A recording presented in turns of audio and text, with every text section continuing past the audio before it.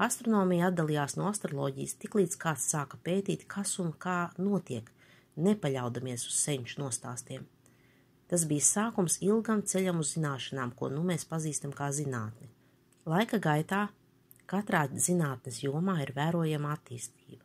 Kā ir ar astroloģiju? Kāds progress redzams tajā? Астрология сама по себе, она очень нестабильна и неоднозначна.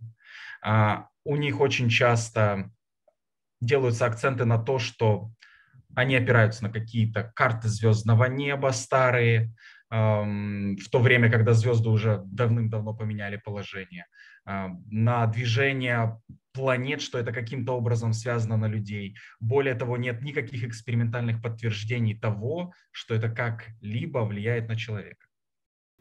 Netālo zvaigžņu attālumu pirmo reizi tika izmērīti 19. gadsimtā. Izpratne par galaktikām radās pagājušā gadsimta 20. gados. Īsta eksplozija astronomiskajās zināšanās notika 20. gadsimta otrajā pusē. Ik katrā nozarē vērojams progress. Jaunie rentgena un infrasarkanie teleskopi ir atvēruši jaunus logus universa pētniecībā.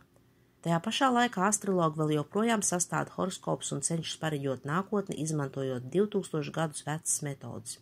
Astrologi apgalvo, ka Saule no 24. oktobra līdz 23. novembrim atrodas Skorpiona zvaigznājā un turpina savu ceļu cauri visiem pārējiem zvaigznājiem.